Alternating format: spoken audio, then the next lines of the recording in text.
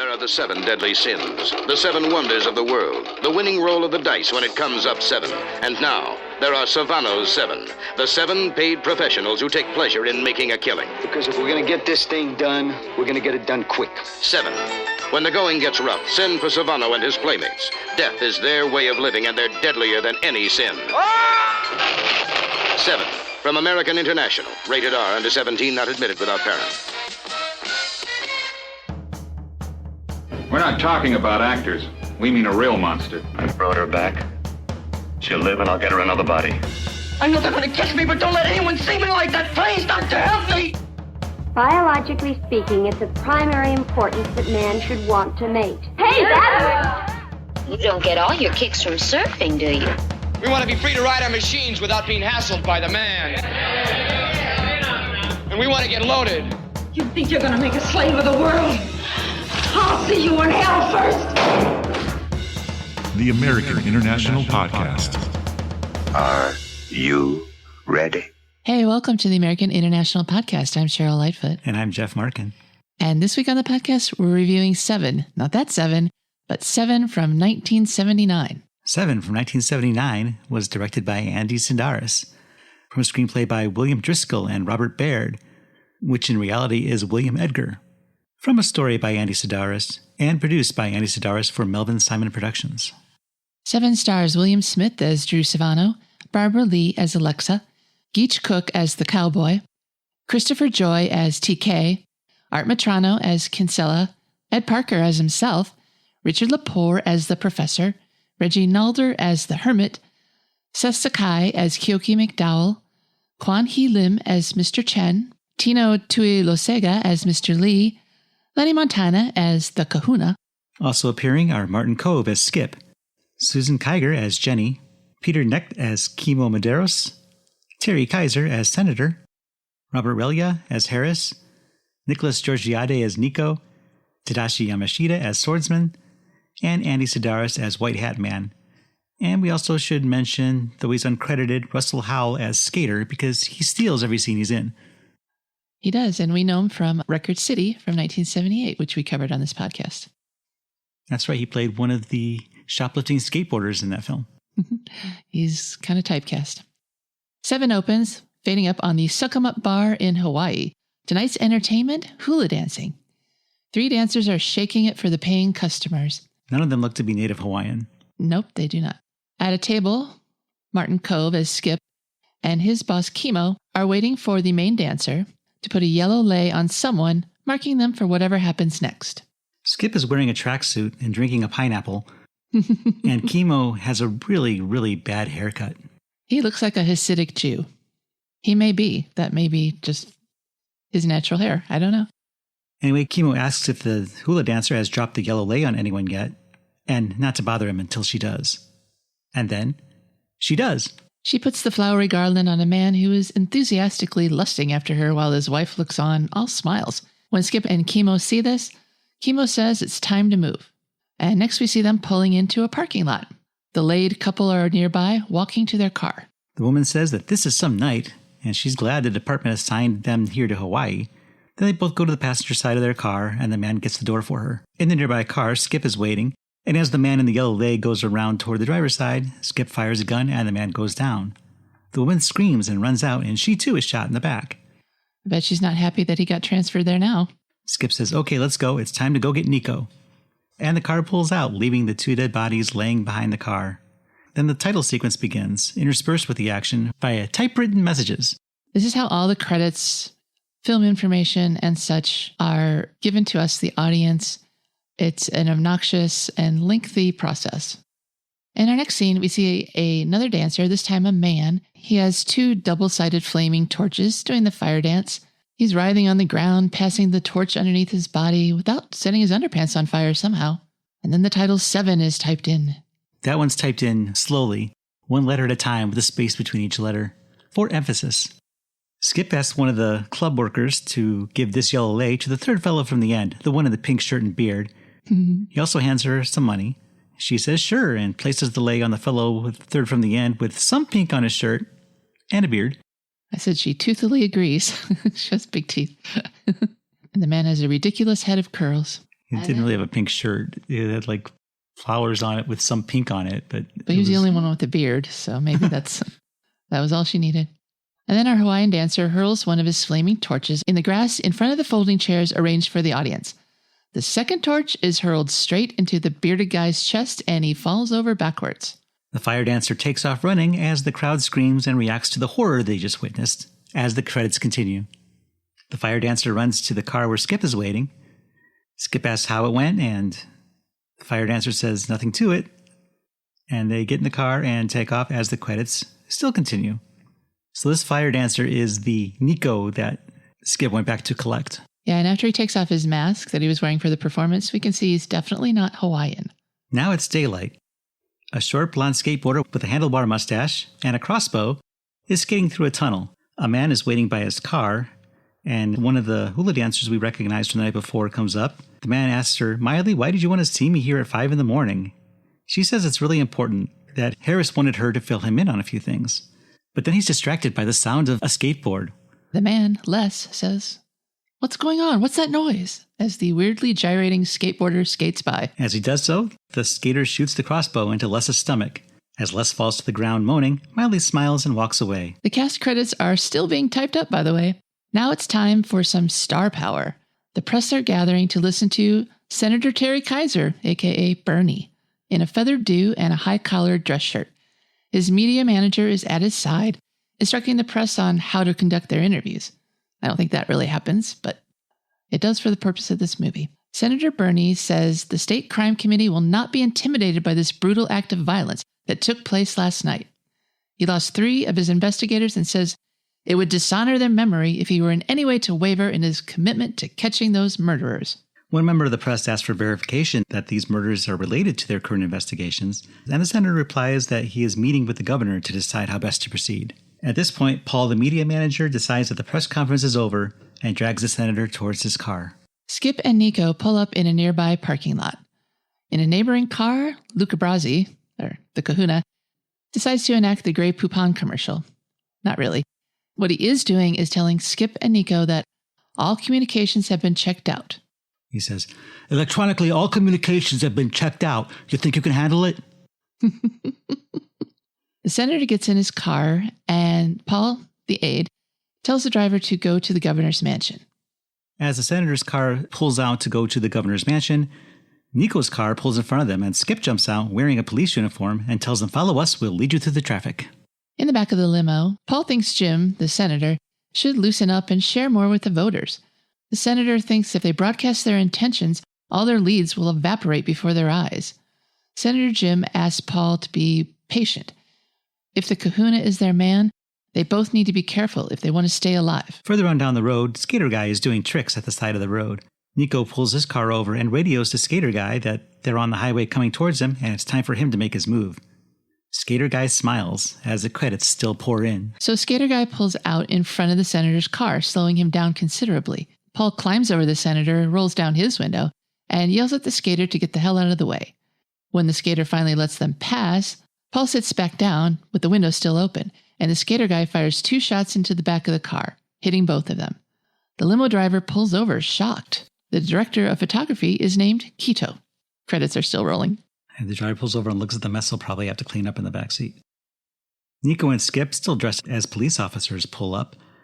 The driver starts to explain about the guy on the skateboard, and Nico and Skip both shoot the driver.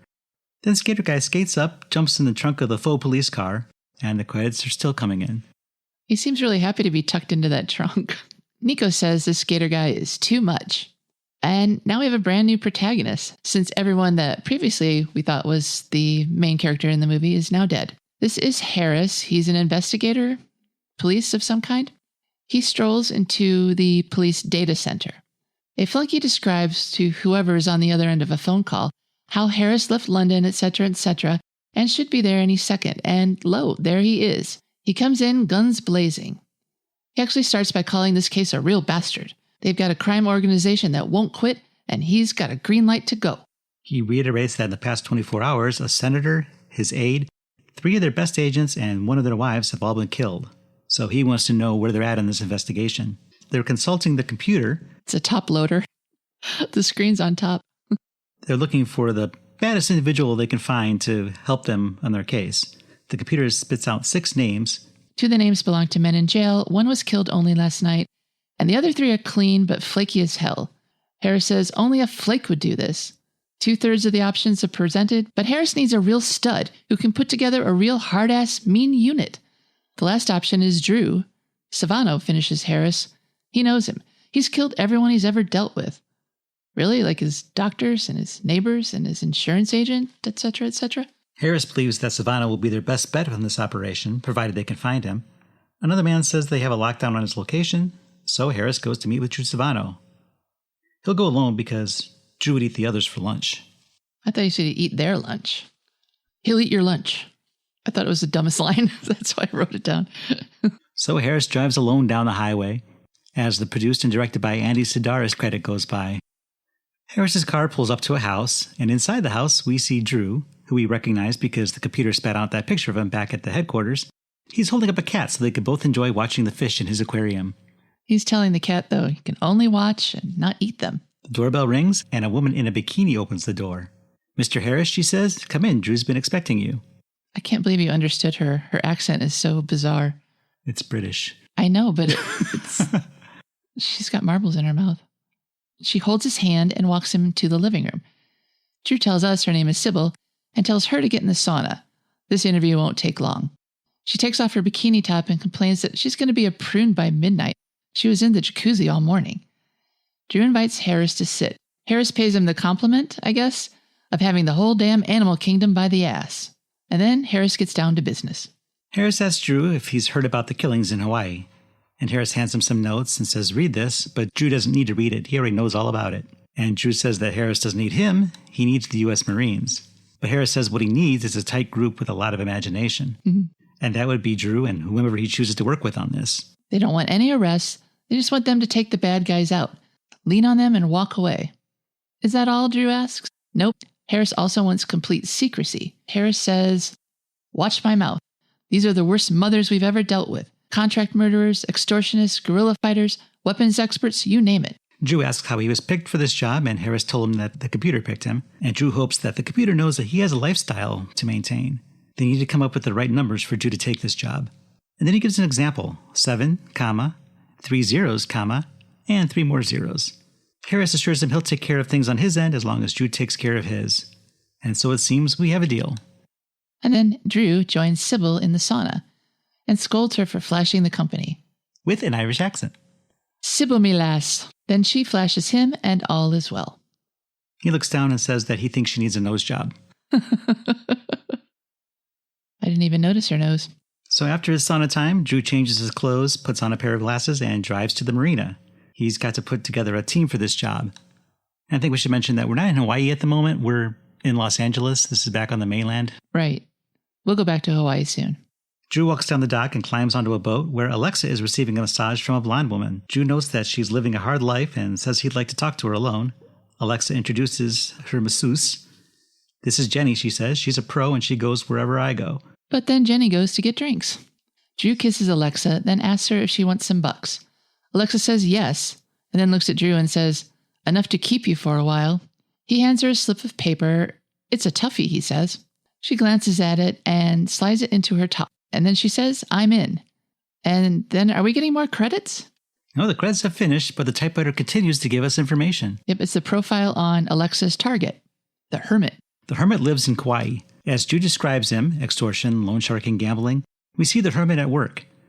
Drew describes him as being as mean as he is ugly. And he likes to do his own killing. And so he does. We see him kill a guy. His backstory is that he was on a plane that got hijacked. There was a fire. Obviously, that's what scarred his face. His wife died in his arms. And then he joined the terrorists and from there became a hitman. Drew says that the Hermit's one possible weakness is girls. So Alexa is best suited to take on this hit. And we know his weakness are women because we see him whipping, torturing 2 of them in probably the most gratuitously violent scene in the movie. Alexa finishes reading her notes and burns them with her cigarette, and they go up in flames instantly. What kind of paper does that? Flash paper? Yeah. So he prints it out on flash paper. Maybe the credits were typed on flash paper, and they'll all burn up at the end. Next, we meet Cowboy. He's a cowboy. Drew and Cowboy greet each other and talk real estate. Drew asks if Cowboy is still hanging on to that 100 acres. Tooth and nail, says Cowboy. But he has dreams of extending that to 1,000 acres. But the problem is condominiums are already moving in. He's hoping he can scrape together enough money to buy the land and hold them off. Which brings Drew to the point of his visit. He's got a job for the Cowboy. He gives Cowboy the second ticket. His target is Butterfly, a pusher. He's into everything drug-related on the island. He's a first-hits-free kind of guy. You see him shooting up some hippie chick. As a first-timer, he helps her with her first dose of heroin, even using his teeth to tie the hose around her arm so that she'll know how to do it by herself in the future. Butterfly is responsible for all of the OD deaths on the rise. Drew notices that Cowboy's wearing a shooting medal around his neck. Cowboy won that a long time ago. Are you still any good, Drew asks. Cowboy says sure, then fails to shoot a tossed-up beer bottle. Once it lands, though, Cowboy gets it with no problem, so as long as the target isn't moving, Cowboy's a good shot. Uh-oh. And now it's off to the races. That's what I wrote. Funny cars are blowing smoke. We meet TK. He's coaxing an older woman and her son as his pit crew to finish shining up his car so he can get out on the track. We notice Drew's white Corvette pull up nearby. TK is screaming at them to hurry, but the woman and her idiot son only do shtick. Drew comes over and he and TK enthusiastically shake hands in greeting. TK explains that his pit crew got drunk the night before and they were thrown in the slammer, so he's stuck with the track owner's secretary and her four-eyed half-wit son to get his car ready. The woman tells TK not to talk about her son that way, and he tells her to just go clean the windshield, but she reminds him that she doesn't do windows. But then she relents and goes to do that. TK asks how long is it going to be? Is the car ready? And the man replies, is Helen ready? Get it? Helen ready? Drew asks if the car has any hope of winning this race. The woman says, is the Pope Catholic? And then the guy says, is Ben gay? Ha! When she says, is the Pope Catholic, I say, is Ben gay? Drew rolls his eyes and says, give me a break. They should be in Vegas. Drew wishes TK luck on his race, but TK shakes it off. He says you don't say good luck before a race, say stand on it or something, so Drew revises his sentiment. The time trials begin. TK suits up and an announcer says this is TK's last chance to qualify. He's had trouble with his crew earlier that day. But TK misses qualifying by 1/100th of a second. Aw, so close. But I guess now he's free to become one of the 7. Later at a freestanding Orange Julius, I wrote wow here because I've only ever seen them in the mall, a customer orders one of everything they have on the menu. In the credits, he is Rotund Man at the counter. Well, that's what you get for ordering everything on the menu. TK enters with some arm candy, and Drew's already there, drinking his drink. TK tells his girl to go get them some drinks, and she does, coming back and handing it to TK as he's griping about Drew not calling first. His trackside visit wasn't good for his performance. Drew says he just showed up because he wanted to get TK's attention. TK says he's got it, so now what's up? And Drew says he's got something for TK, but TK is pretty sure he doesn't want it, whatever it is. He says just knowing Drew could be enough to get a person killed. But Drew says that TK can run faster and jump higher than anyone he knows, and he needs that. TK's target is Mr. Chen. He's the king of the shipyards. You see Mr. Chen instructing a lackey to shoot the kneecap of a school-age kid whose dad owes him money. So, not a good guy. But Mr. Chen has a regular golf game every Saturday where he does his business. Drew says this man offed a boatload of refugees, so he wouldn't mind seeing him explode. It's a little foreshadowing. Next, Drew visits Malibu Colony, where he's meeting with the professor. The professor has access to a short-range target missile launcher that was developed by the Russians, but with it he can shoot a target up to 8 miles away. The trick is to time it right so that the missile strikes where the target will be at the point of impact. That's tricky because you can't see 8 miles away, so you have to trust that you're not just going to hit some mom pushing her baby around in a stroller or some other collateral damage. The professor also practiced his bad shtick. He asked Drew what is the result when crossing an onion with a donkey. Drew says, why don't you just tell me? Most of the time you'll get an onion with long floppy ears, but on rare occasion you'll get a piece of ass that will bring tears to your eyes. Ba-dum-bum. The professor's target is Keoki McDowell. He's a stocks and bond fraudster. His command of finances has many officials in debt to him. He also has a strict routine. This seems pretty unwise for bad guys to have a strict routine. The golf guy and now this guy. He eats lunch at the same time in the same restaurant every day. Drew tells the professor that McDowell's way of doing things is direct and brutal. And what we see is him threatening a man by placing a knife near his eye, telling him that if the escrow documents aren't ready by Tuesday, he'll be taking his eye home in a bag. And he, like many of the other bit players on this movie, are terrible amateur actors. The next time we see Drew, he's flying from the mainland to Hawaii, where the rest of his team are already located. He cautions us, I guess, in this voiceover, that unless they move fast, Hawaii is not going to be paradise much longer. The criminals plan to destabilize the economy by scaring off the tourists, then pouncing on the opportunity provided by a collapsing economy to, I guess, buy up all the real estate. That seems like a really bad idea if you ruin the tourist economy. That's kind of like one of their major industries, isn't it? Well, I think their plan is to rebuild it then. Oh. But this time they own it all. Now we're safe. So next, Drew pays a visit to Ed Parker, who is played by Ed Parker. He's a karate expert. Ed is chopping wood with his bare hands, and he wonders what might have brought Drew to the islands. Drew isn't really the tourist type. Drew asks Ed how his hands are, because he's going to need them. Ed says he's not playing that game anymore. Drew goes down the list of names on his hit list and asks Ed if he's ever heard of any of them. Ed interrupts him and asks if Drew is casting a Hawaiian horror story. Ed's target is Mr. Leigh, who has a penthouse office in the Hawaii building that's full of smuggled and stolen art, and that's his game, I guess. When he's not practicing kung fu, that is. He does 4 hours of practice daily. But that's all Ed needs to hear. He's going to do this job to revenge all the Hawaiians who recently died of, well, not natural causes. Drew's voiceover tells us that there's one more contact to make on the island of Kauai. This one requires more stealth, so Drew goes as Charles Howard from Vermont. He picks up his rental car and goes to a tiki bar run by Kinsella. So Drew takes a seat at the bar. Kinsella is on the stage, entertaining the crowd by blowing into a trumpet. He's not making music, he's just blowing into a trumpet. He finishes to light applause, and Drew tells him that he's set music back 150 years. Drew and Kinsella take a seat at a table. It's time to get down to business. Drew asks Kinsella who he would consider to be the biggest hitman on the islands, and Kinsella quickly answers, Kimo Medeiros. Want to go to work? Asks Drew. Kimo Medeiros? The bartender is eavesdropping on them from behind the bar. Then Kinsella says, yeah, why not? Drew comments that the bartender is nothing but ears, but Kinsella tells him he's all right. He's a pineapple. Whatever that means. Kimo keeps his hands clean by hiring out his dirty work. He was responsible for the agent's death and the one agent's wife's death. And Drew wants Kinsella to take the bastard out. But Kimo has a legitimate front. It's booking talents in nightclubs. And that's why Kinsella is perfect for this job. Kinsella wants to sell his nightclub, and it's very possible that Kimo might want to buy it. So this is the perfect opportunity for them to have a business arrangement, at least as a cover. Kinsella looks over the paper Drew hands to him, crumbles it up, and touches a cigarette to it, and it ignites and burns up instantly. Well, he's only got one kind of paper, obviously. But we still have Drew's target to learn about. That's the Kahuna, a.k.a. Daniel Sakuro Carmine Hoffman. He's an information specialist, like government leaks. He owns an unassuming electronics store, but he can wiretap anyone. The Kahuna is kind of the kingpin. We know he's the boss of the skateboard guy who works with Nico and Skip, so he's the boss of them too, and must be Kimo's boss as well. As for the rest of them, possibly.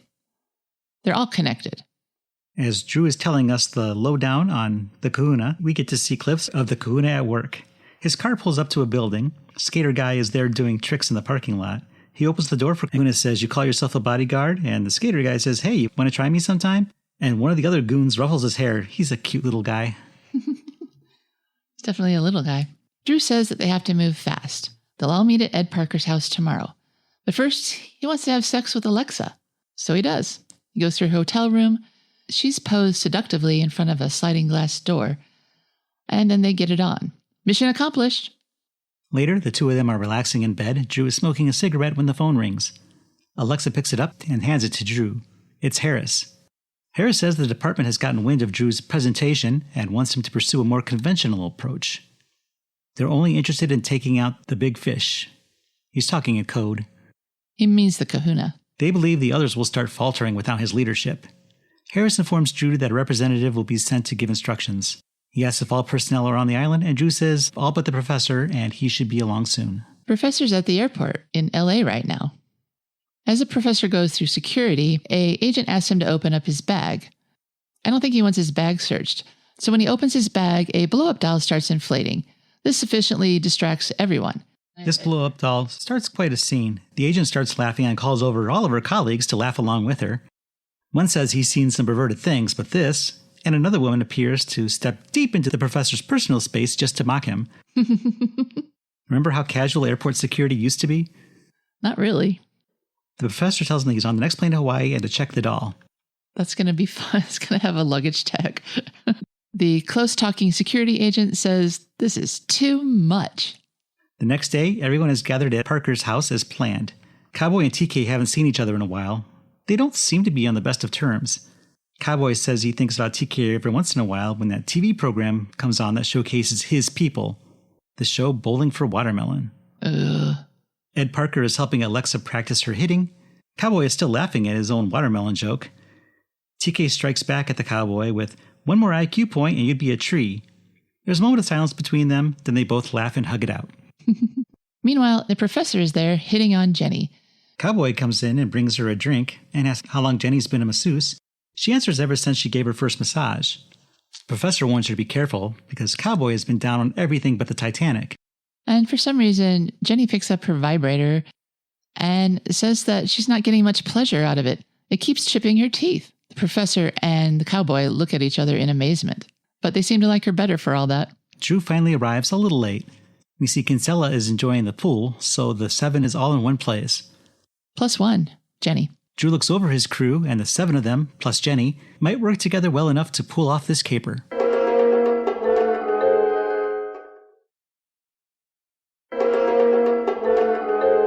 So Drew's Sevano 7 plus Jennie gather around to go over their details for this operation. The first thing we need to know is that every one of the 7 have a plan they're going to implement soon. The Kahuna is running the whole show with 6 of Kimu's hired goons, Skip, Nico, the skateboard guy, and the others. They're all part of this big job. They're going to grab an outlying hotel and kill enough hostages to make the headline of the decade. Also, Harris has an agent babysitting them, but they don't know who it is. So this is the last time they're all going to meet as a unit. Today is Thursday. Their mission will end at 12:30 Sunday, and it's going to start at noon that same Sunday. So they have exactly 30 minutes to pull this off. The group they're going after is an intricate operation where each piece works for another, and our 7 will have to work quickly to shut it all down before they can realize what's going on and strategize a defense. Drew says that Alexa, TK, Kinsella, and the professor will be going to Kauai, and then the professor takes over the meeting. The professor lays out the strategy for the next 2 days, which works as a voiceover as the days progress and we see the action happening. On Friday, Jennie buys a convertible, paints it, and gets it ready for Drew. Alexa will outfit an office maintenance truck for Ed Parker, and the professor will finish his work on his gas gun missile launcher. The professor says every step has been calculated for preciseness, so as long as each step is followed in the correct order, the plan should be virtually foolproof. And now Cowboy and Jennie are our first participants in the plan that we see. Their job is to take out Kimu's bodyguards, and they find them at a small gas station. Jennie gets out of their Subaru Brat and poses seductively near where they can see her to distract the 4 men in the car. The gas station attendant, wearing headphones, fills up Kimu's tank and accepts payment. As the car drives off, Cowboy asks the attendant about the car. The attendant says that's Kimu's car, and he's been taking care of it personally since he got it. It's bulletproof, the works. The attendant replaces his headphones and struts his way back inside. So now Cowboy has a problem. He has to think about this bulletproof car and retool his plan. He gives Jennie some change for the payphone and tells her to check in with Drew because that's going to affect his part of the plan too. So they want to alert him about the bulletproof automobiles in this organization. So Jennie goes to the payphone and calls the hotel where Drew had been registered under the name Charles Howard, but finds that he's already checked out. Cowboy thinks it's too bad they won't be able to warn Drew about the bulletproofing of the cars. And as he pulls out, he stops to ask the attendant if he wants to come along and watch him make love to this little heifer. Jennie says Cowboy is a pervert, and Cowboy leaves before the poor attendant even has a chance to answer the question. Actually, he has his headphones on, so he never heard it anyway. Mm-hmm. We briefly see the professor following a car, and then we go over to Kinsella's club, where Kinsella's meeting with Skip. The bartender looks on suspiciously. Skip is apparently on his way to play tennis. He's got his racket in hand. Kinsella tells Skip that he's selling his club, and he thought Kimu would be interested, and Skip could collect a finder's fee. Art only wants to get gigs in one of Kimu's Las Vegas clubs in return. So Skip needs to bring Kimu to see his audition. Pick a day, says Skip. Sunday at noon, says Kinsella. And what was Friday then turns to Saturday. Alexa is taking pictures while waiting to bump into the Hermit. When the Hermit comes by, she does literally bump into him, and he doesn't mind being bumped into by an attractive woman. He asks if he can walk with her, and she says yes. Then he asks what she's doing there so early this morning, Alexa replies it's to avoid the tourists. She likes to be alone, and this is certainly something that Hermit can relate to. And now we see who the professor was following. He's scoping out the restaurant where Keoki McDowell eats every day like clockwork. Same time, same meal, everything. The professor is also checking out the waitress. He's flirting with her, asks when she gets off work. She says at 11, but she has a rule against dating customers. But he has a way to get her to think about breaking that rule. She tells him she'll think about it. Now the professor is outside the restaurant by his car. He's taking pictures and making notes when McDowell and his driver come out. Theirs is the only other car in the parking lot. And as they come over, Professor tosses his camera into his car and opens his car door, digging McDowell's car in the process. McDowell's driver grabs hold of the professor and pins him on the hood of his car. McDowell says he'll handle this. He tells the professor that he's noticed him hanging around an awful lot, and he better stay out of his way. McDowell glares at him as they drive off, and the professor smiles, jotting down a few more notes into his book. It has very neat handwriting. Now we're with TK. He's scoping out the golf course where Mr. Chen is putting currently. And then the Cowboy and Jennie are parking their Subaru Brat somewhere in town to ponder their problem, the bulletproof car. Back with TK, he sees his target go into some kind of shed on the fairway. Wonder what's going on in there. TK looks like he's processing this information, then smiles. He has a plan. Back with Cowboy and Jennie, they're not sure how they're going to dispatch of Kahuna's bodyguards. The bulletproof car is complicating the plan. Suddenly, Cowboy has an idea. Horseshoes. Jennie's confused by this, but we'll figure out what's happening later. Now we're with Alexa. She's renting a helicopter from a skeptical man, but he's got to believe that her qualifications are legit, even if he doesn't want to. She's renting it for one night only. She asks the proprietor when he last got it up. The proprietor says summer of 72. Then she tells him he ought to get a transplant, and she kisses him, telling him that he's a cute old thing. She takes the helicopter up, and we get a bit of a travelogue of Kauai as she flies around.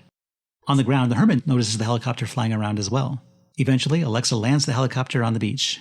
She hikes off, and we see TK carrying something over his shoulders in a canvas bag. It's long and thin, but heavy.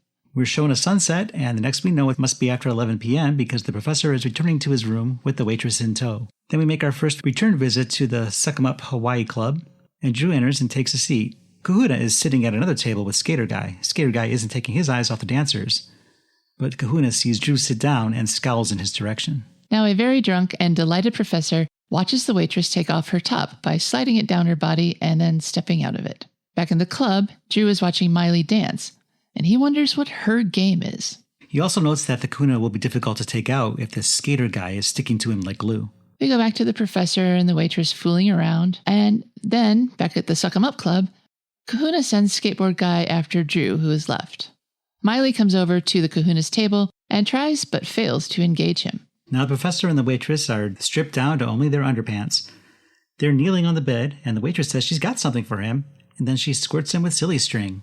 The professor freaks out a little bit. She says it won't hurt him. It says on the can that he can eat it. Really? You can't. No. I don't recommend to our listeners that you eat silly string. It's plastic.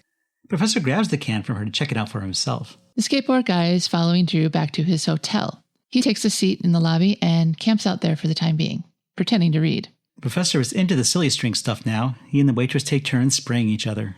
And back at the hotel, Skater Guy sees Drew come back down to the front desk. But Drew recognizes Skater Guy sitting there and takes the elevator back upstairs. So Skater Guy has nothing else to do but continue thumbing through his magazine. And now it's Sunday. Wow, this week's going fast.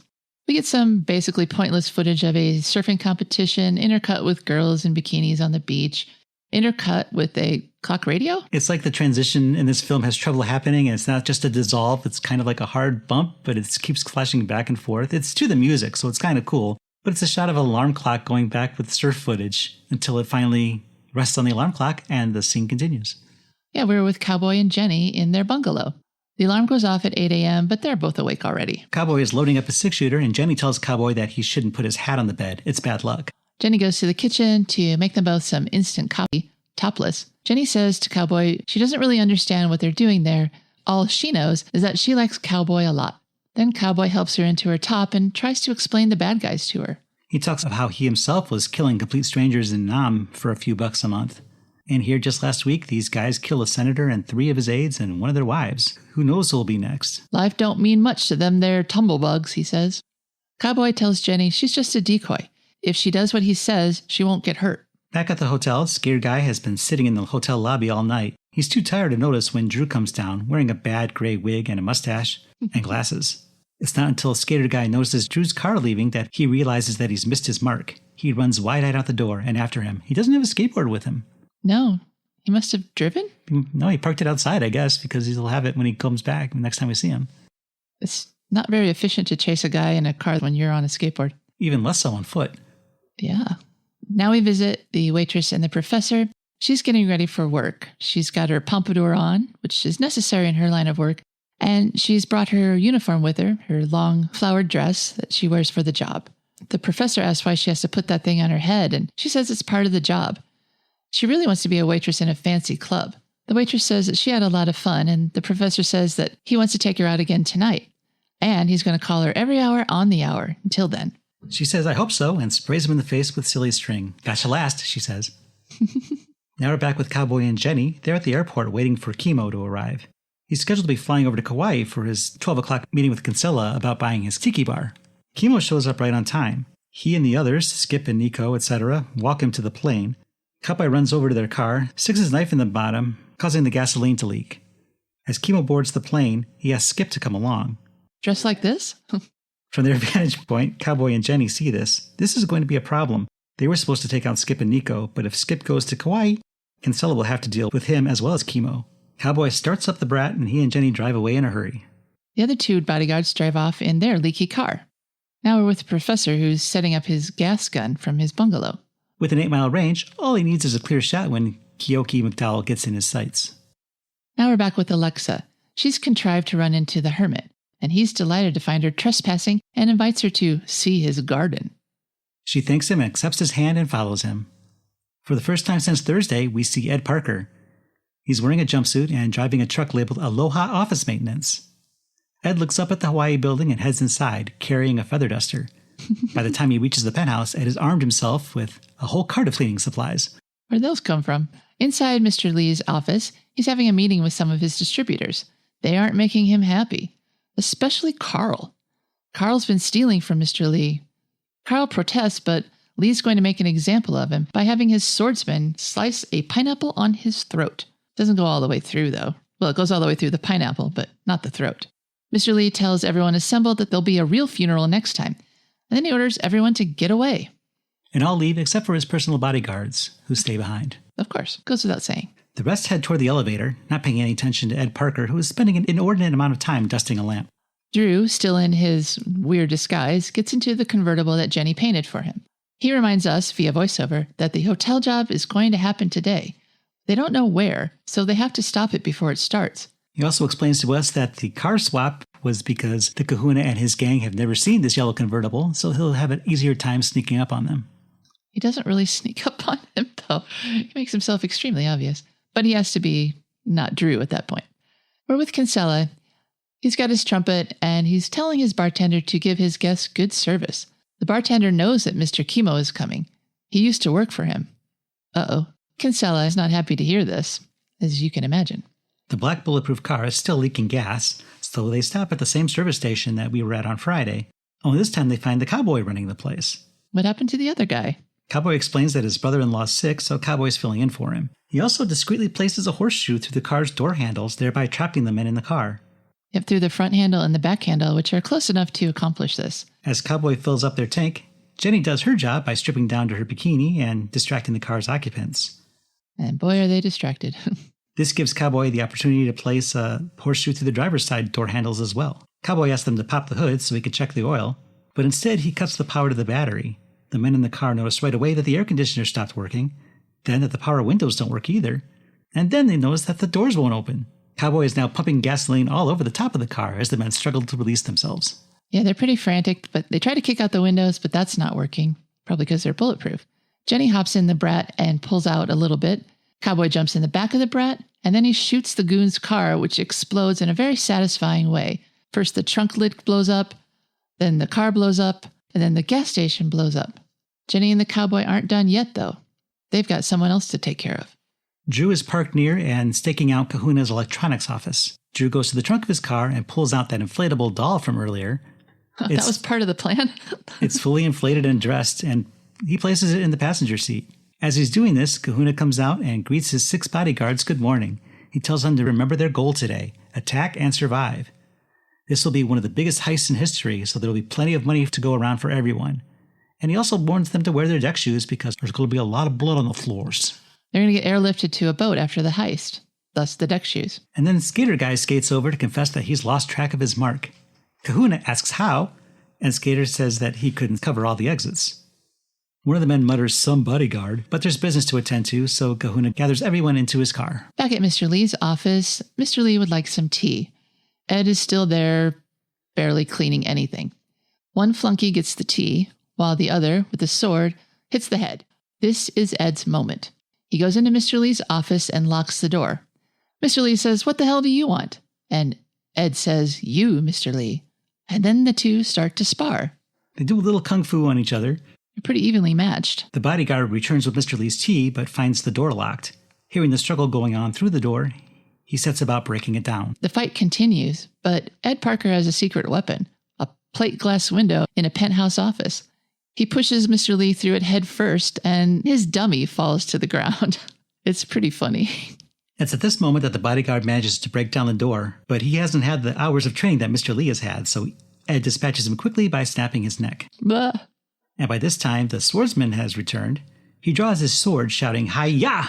But then Ed Parker pulls a Indiana Jones 2 years before the fact. He just shoots him. "Hi-ya, my ass," he says. And I thought this was hilarious. When this happened, I said he should shoot him Indiana Jones style, and he did. But this was 2 years before that. Now we're back at the beach. The surf competition is still in progress. Cowboy and Jennie pull in and park nearby. Cowboy looks out onto the beach and sees Butterfly, the target, right away. Jennie wants to change into something fit to kill, and Cowboy would like to watch her do just that. So she does. Then they go down to the beach. Butterfly is talking to a group of people. The woman that he was shooting up in his introductory scene is there. She's kind of angry. She wants her fix?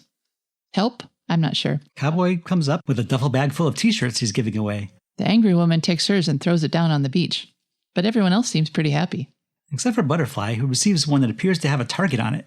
Cowboy says he should think of it as pop art, but yeah, it does kind of look like a target. Now that you mention it. And Butterfly looks like he's a little disappointed that everyone else got cooler shirts than he did. Now we're back briefly with the Hermit, who's taking Alexa for a stroll. He has taken over carrying her backpack for her, and she says, "You're right, it is paradise here." Then we're with the professor, who's wielding a protractor and a compass to know exactly where to aim. We briefly go back with Alexa and Hermit. They're still walking through the garden, and she's a little giggly. She's putting on an act. Back with the Cowboy, he offers Butterfly $100 to let them take his picture in the Target shirt on a surfboard in the ocean. Butterfly doesn't want the money, but he takes the money and gives it to the junkie who was bugging him for another fix. Jennie invites the whole gang to her place to enjoy a lit of Maui Wowie, and then Cowboy and Butterfly are left alone. Butterfly puts on the shirt. Cowboy says he's going to go over to that hill to take the shot, and suggests Butterfly take some big waves. Butterfly says he'll probably take some small ones, and Cowboy tells him to make himself comfortable. So Butterfly takes out his board, and Cowboy heads for the hill, but is stopped by Miley, the hula dancer. Miley tells Cowboy that she works for Harris, and she's been trying to find Drew. Cowboy pretends he doesn't know those guys. Then Plot Point Radio details the 2 kills so far, and Miley bets Cowboy that he doesn't know anything about that, and then Cowboy bids her aloha. We're back with the professor, and it must be the top of the hour because he's calling the restaurant and asking for Rhonda. At least he hasn't had to refer to her as the waitress this whole time. He asks what time she gets off. It's once again at 11, and he says he'll meet her at the same place. But she has to go because Mr. McDowell has just come into the restaurant. Dun, dun, dun. Then we see TK putting together a hang glider. Now we're with Drew pulling up alongside the Kahuna's car, and he's fondling that blow-up doll's boob. Skateboard guy looks out and laughs, thinking that he's pawing a real woman. But Kahuna's not interested either way. Kimo and Skip have arrived at Kinsella's club, and Kinsella is preparing to wow them with some comedy shtick. He's pretty bad, but Skip seems to think it's pretty funny, or so bad that it's good. A brief shot of McDowell finishing his lunch, and then we're with TK, who has strapped himself in a hang glider. He's ready to fly. Okay, Mr. Cheney says, I've got a shaft for your ass. He certainly knows how to paint a picture with words. Back with the Hermit, he's starting to get grabby with Alexa. Back at the beach, Butterfly is headed out to the surf, board and arm. Cowboy straps on his 6-shooter and then snaps a few pictures as Butterfly is paddling out. And now TK is in the air, gliding over the golf course. And then the Hermit attacks Alexa. He starts unzipping your shorts and then puts a knife to her throat. Yikes. At the tiki bar, Kinsella is still bombing on the stage. Kimo is not amused at all, but Skip suggests that he play along. Then Kimo can pick up this place real cheap. The professor is getting a weather report, the wind speed, direction, all that. All this needs to be taken under careful consideration if he's to be successful in shooting his big gun. Back with TK and his target, we see Mr. Chen golfing. At the beach, Butterfly is finally taking a wave. Cowboy says, "Adios, asshole," and shoots the center of the target on Butterfly's shirt. Cowboy turns to see Miley pointing a gun at him. She shoots and he goes down. Then Miley goes to the glove box of her car and triggers an alarm. This will alert the network that there's trouble. Meanwhile, Butterfly's body washes up on the shore. And the professor shoots his gun. But we don't know what happened yet. Back with the Hermit, he's grinding on Alexa. It doesn't appear to be penetration, but it's pretty gross. She seems only a little annoyed by this. It's really the knife at her throat that's concerning her at the moment. The alarm in Hermit's pocket goes off, which distracts him long enough for her to push him off of her. He swipes at her leg with the knife, cutting her, and she smacks him back toward the water, his head hitting a rock. She limps over to her backpack, pulls out an oven timer bomb, and places it between Hermit's legs. "You wanted to get your rocks off," she said. "This should do it." And she hightails it out of there before the bomb goes off, and the Hermit is blown to pieces. That's our second dummy kill of the movie. In Kahuna's car, his red alert thingy goes off too. He's confused by this and just switches it off. But the driver of the car, Charlie, says that he shouldn't trust Miley. She's working both sides. Kahuna's not concerned about her, though. The driver, Charlie, notices Drew carrying on with his doll again. "Take a look at that," Charlie says, and Kahuna leans forward to take a look at that, and when he does, Drew takes his shot. It would have worked had the window not been bulletproof. Kahuna laughs at Drew's failed assassination attempt. So did I. Drew whips off his wig in frustration and then has to duck as the skater guy leans out his window and shoots at him. But the blow-up doll is the only casualty. Skater is a little nerved to see the woman in the passenger seat just explode when he shot her. Kahuna rolls down his window enough to take a few shots at Drew as well, but he can't put himself in a good position to hit him without risking being shot himself. And then Drew apologizes to his passenger for sustaining a fatal injury. We're back with TK, hang gliding over the golf course, and Mr. Chen sees him and wonders why there's a hang glider way out here. Then he hears the red alert go off, and just then from the sky, TK bids them aloha and drops a bomb on Mr. Chen and his associates. The Kahuna deploys Skateboard Guy to get to Drew. But while Skateboard Guy is pirouetting in the road, Drew just slams into him and sends him flying. He flies up and somehow lands on Drew's trunk, defying physics. Well, he backed up so that he aimed it, but he probably wouldn't have had time to do that in real life. Yeah, it just doesn't look right to me. Skateboard Guy lands on Drew's car, then falls on the ground. He's clearly breathing as his skateboard wheels roll to his outstretched hand. But I think we're supposed to take it that he's dead. Drew speeds off, leaving Skater bleeding on the road. "You win a few and you lose a few, Skater," he says. Back at the Tiki Club, Kinsella is still stinking up the stage, and Kimo looks like he'd rather be anywhere else. The bartender receives that red alert signal, so Kinsella has to act fast. He pulls on a shotgun he had hidden in the shadows, I guess, because it's suddenly in his hands. He points it at Kimo, but Skip throws himself in front of him and takes the shot in the back. Kinsella fires again and hits Kimo in the leg. Kinsella quickly reloads and shoots the bartender, who's reaching for his own gun. Then he shoots Kimo again, this time in the chest, the impact of which throws Kimo through the door. Kinsella reloads a third time, but by this time, Skip has his gun ready. Skip and Kinsella fire simultaneously, and they both go down. But Kinsella was really dying long before any shots were fired. He both killed and died on stage. He didn't kill. He died both times. I meant with a gun he killed. His act was terrible and racist and stupid. Drew's still in pursuit of the Kahuna's car. He chases it into a tunnel and back out again. Kahuna makes it to an airfield. Drew pulls into the same airfield, but he's too late. The Kahuna and Charlie have already taken off in their plane. Drew runs to a counter and tries to get a flight for himself. Holding a wad of cash, he says he needs a plane immediately. His wife had an accident and he needs to get to Kauai ASAP. And a woman leads him off toward a plane, I presume. Back at the restaurant, McDowell has finished his lunch right on schedule, and he and his driver head to their car.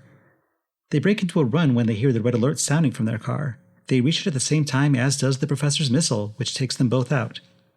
The professor whistles "Pop Goes the Weasel" to himself as he crosses the name off of his notes. But he doesn't even know if it hit or not. How could he know? He's just assuming that he's that good. I guess. Alexa limps back to where she had parked her helicopter. Kahuna, now on the ground in Kauai, is getting into a car, but he sends one of his flunkies on a motorbike in the direction of Drew's plane. The guy on the motorcycle gleefully complies. He's got a gun. He gets close to where Drew is walking, and he aims at Drew, but managed to hit a baggage cart attendant instead.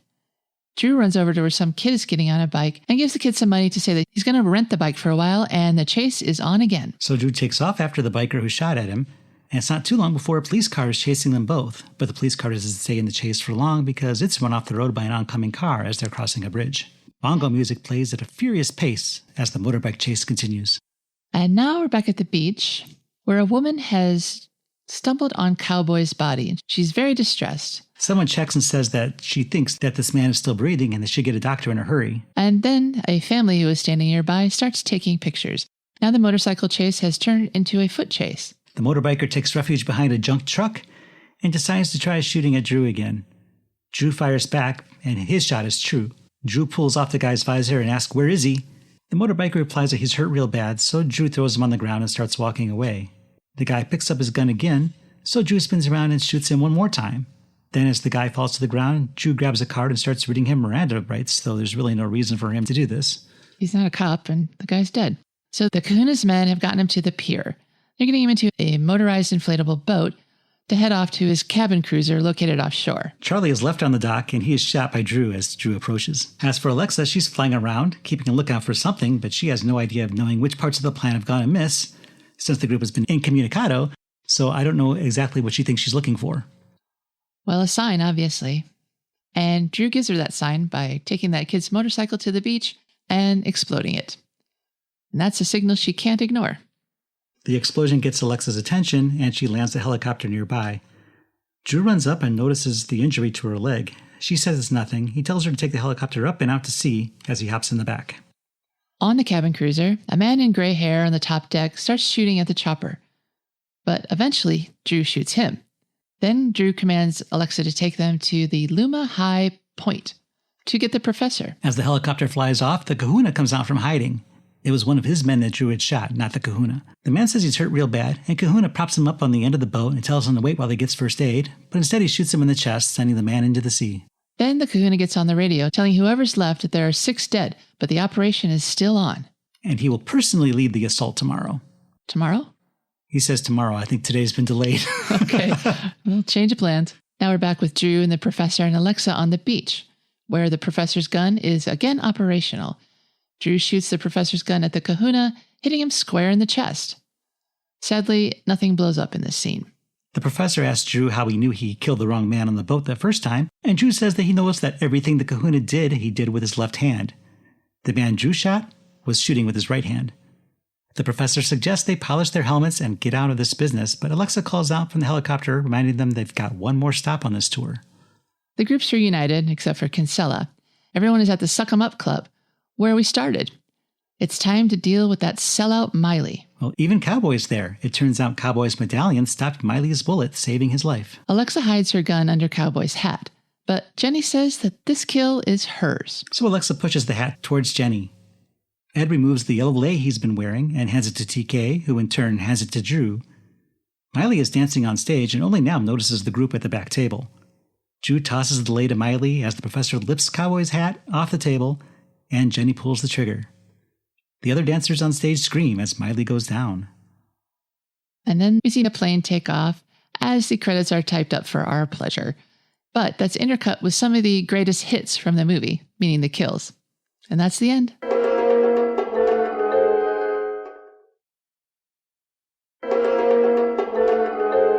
Welcome back to the American International Podcast, where we're talking about Seven, not that Seven, from 1979. Seven was filmed at Oahu and Kauai in Hawaii.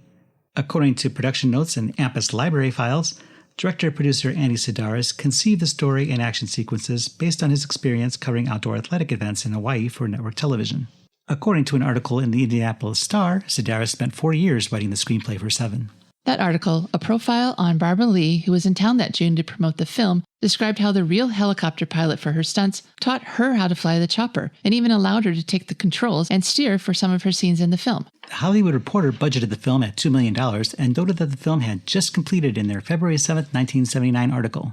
Several members of the cast had never acted before. No. 3 in particular were Robert Relia, who plays Harris, who was an executive at Melvin Simon Productions, and Peter Knecht as Kimo Medeiros.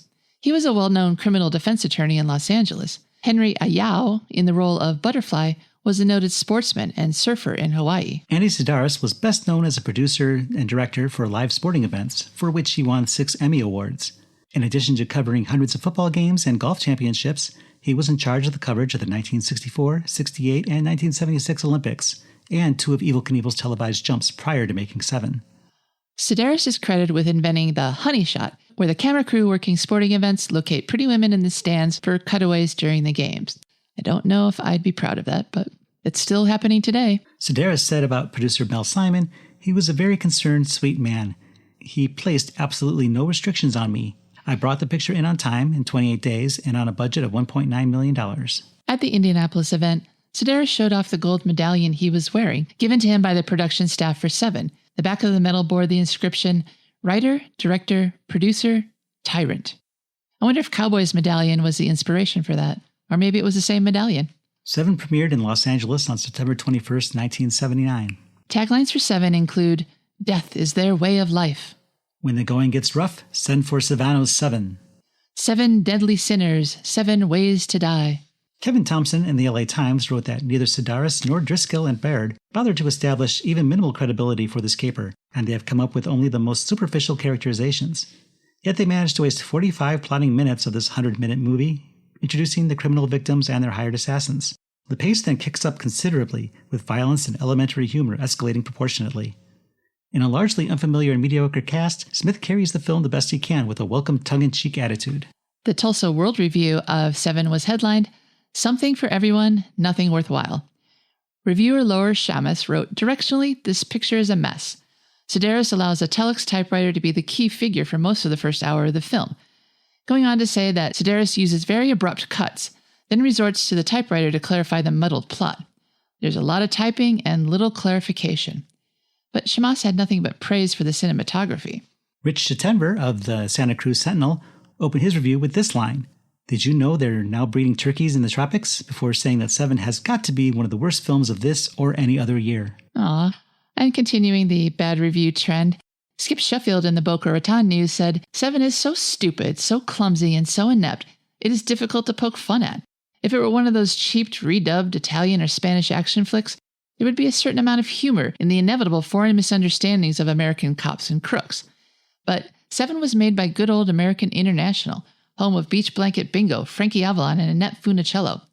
Sheffield also dinged William Smith for looking like Charles Bronson, only uglier. Jim Wright in The Record damned AIP in his review, saying American International Pictures, for 25 years a leader in schlock films, the likes of I Was a Teenage Werewolf, Hell's Angels on Wheels, and The Incredible Melting Man, took a step toward respectability the past year with Love at First Bite and The Amityville Horror. But with area openings of Jaguar Lives and 7 this weekend, the studio has shown it hasn't abandoned its old low-budget style altogether. Maybe that was praise, we don't know. So let's talk about what we think about this movie. Did we hate it as much as all these 1979 critics? I don't think I did. I thought this movie was a lot of fun. It's a very busy film. There's a lot happening. Our notes are so long. And the way it's cut, there's constant cutting. All the scenes are quick and short. It's the director's sports production background, I think, that has him do that. So the movie it's punchy. It really moves. It's also funny.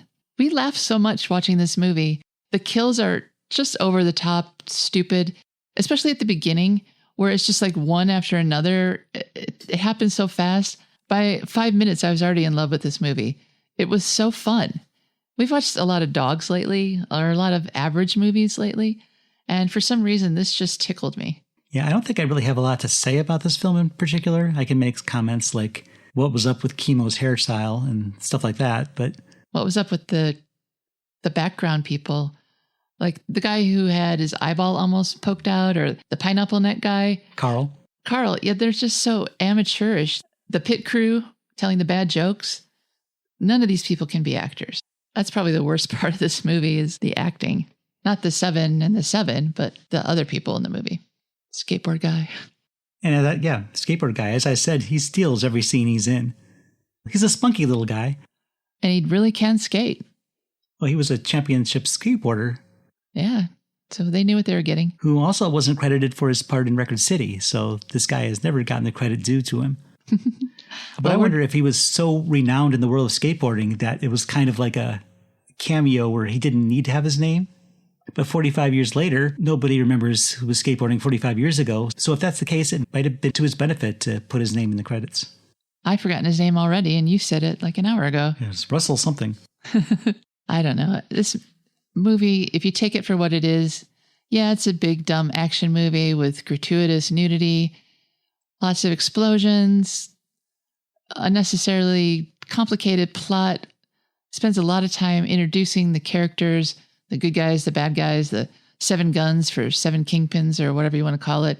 And there is a lot negative you could say about it, but I just think you have to approach it in the right spirit where this is a movie that's just going to be kind of dumb fun for an hour and 40 minutes or however long it is. Well, if you're familiar with Andy Sidaris' films, he's kind of created his own genre. So in a way, this film was the birth of that genre, the Andy Sidaris film. Right. And we did watch another one of his movies after we watched this one. Malibu Express. It wasn't that good. It wasn't this good anyways. So I don't know. Did he peak with his first action boob movie? I don't know. We'll have to see more to judge for sure. But one thing I liked about this movie is that everything was done with a sense of fun. Yeah, there's nudity, but they're shooting silly string at each other. This isn't just gross sex for sex's sake. They're having fun. The women are beautiful, yes, but they also have a lot to do with the plot. They aren't just there as arm candy. And even the almost rape scene is very innocent in its execution. Well, I don't think... As can be and still be a rape scene. I don't think you can call it innocent, but we don't get penetration, which is the thing that everybody really dreads. You know, you don't want to watch it. You don't want it to happen. So he's just rubbing on her. It's still gross, but we know she's going to be okay afterwards. She just might have to wash those shorts. So it's almost innocent in a way, even though, I mean, it's not, but it's just the spirit of fun is here. And I was really taken by that. I let it take me along and I just went with it. I didn't expect a smart movie. By the time I watched 10 minutes of this, I knew this wasn't highbrow, but I laughed. And honestly, I really like movies where things explode. So yeah, explosion can go a long way to making a movie a lot better. I don't know what it is. It just does. It just works. It's very satisfying. It is. It's what you want to see and it pays off. You don't have to be frustrated by the lack of anything blowing up because it's all there. I'm surprised that gas gun didn't cause more damage though. It's just basically a gun. It's not like a flamethrower or a missile. I thought maybe we'd see some bodies blown apart. We'd see that cabin cruiser explode on the water, but it's just for killing people. That's all. It's almost more like a flare gun with better range and aim. Right. But it does launch kind of a rocket because we see it being loaded. Yeah, it makes the sound whoosh as it launches. Well, how would you rate 7 based on our AIP scale where A is awesome, I is intermediate, and P is pathetic? Well, as I said, I had a lot of fun with this one. Is it a good movie? It depends on how you define a good movie. It's definitely an entertaining film, and I enjoyed it enough that I'm going to give it an A. How do you rate it, Cheryl? The same. I'm right there with you. This movie, like I said before, this isn't an Oscar-winning movie, but you shouldn't expect it to be. You should just expect to have big, dumb fun, and it delivers in every way. I couldn't give it any other rating than A. What's funny is that when we equate our 2 A's to our Letterboxd rating, it's going to be a 5-star movie. And I don't think this is a 5-star movie, but that's how it's going to look when we do our review. But what I always say, it's not as much about the quality of the film, where you stack it up against every other movie and you see all the flaws. It's about how it made you feel in the moment while you were watching it. And this movie really made me laugh. I had a good time. And that's what you want to go to the movies for. You want to have a good time. It delivers. You can't argue with that. So it should be 4 stars and a heart, maybe. But it's going to be a 5. That's how it works. Can't argue with the math. Well, I think that's going to wrap up our mission today of discussing 7. For the American International Podcast, I'm Cheryl Lightfoot. And I'm Jeff Markin. And we'll meet you at the drive-in. Follow the American International Podcast on Instagram and Letterboxd at AIP_pod and on Facebook at facebook.com/American International Podcast. The American International Podcast is produced and edited by Jeff Markin. A man whose mind is distorted by hatred. And Cheryl Lightfoot. A girl hungry for too many things.